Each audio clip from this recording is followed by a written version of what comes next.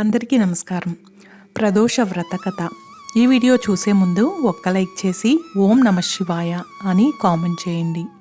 పూర్వం ఒక నగరంలో బ్రాహ్మణ స్త్రీ ఉండేది. ఆమెకు భర్త చనిపోవడం వల్ల తన స్వశక్తితో కష్టపడి కొడుకులను పోషించుకుంటూ జీవనం సాగించేది. ఒకరోజు బయటికి వెళ్ళి తిరిగి వస్తుండగా ఆ బ్రాహ్మణ స్త్రీకి గాయపడిన స్థితిలో ఉన్న ఒక యువకుడు కనిపిస్తాడు. ఆమె దయతో అతనిని ఇంటికి తీసుకువచ్చి సపర్యలు చేసింది. తర్వాత ఆ కుర్రాడు విదర్భ రాజకుమారుడని తెలుసుకుంటుంది.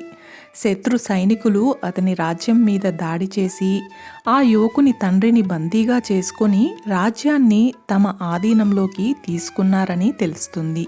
రాకుమారుడు బ్రాహ్మణ స్త్రీ కుమారులతో కలిసి అక్కడే నివసిస్తూ ఉండేవాడు.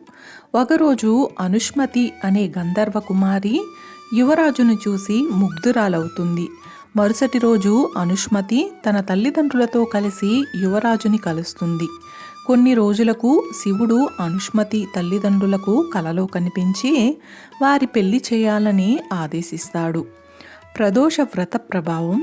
బ్రాహ్మణ స్త్రీ శివుడి పరమ భక్తురాలు. ప్రదోష వ్రతం తప్పనిసరిగా పాటిస్తూ వచ్చేది. ఆమె ప్రదోష వ్రత ఫలితం వల్ల అనుష్మతి తండ్రి అయిన గంధర్వరాజు తన సైన్యంతో కలిసి యువరాజు రాజ్యాన్ని స్వాధీనం చేసుకున్న విదర్భ మీద దాడి చేసి విజయం సాధిస్తాడు. శత్రువులని తరిమివేసి యువరాజు తండ్రిని కూడా బందీల నుంచి విముక్తుణ్ణి చేస్తాడు.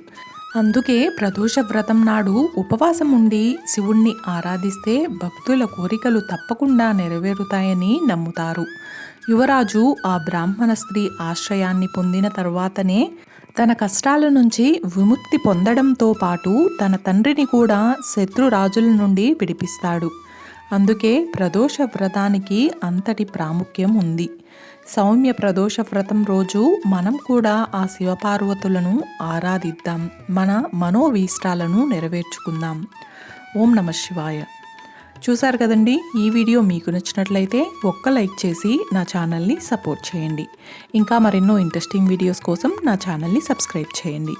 Thanks for watching.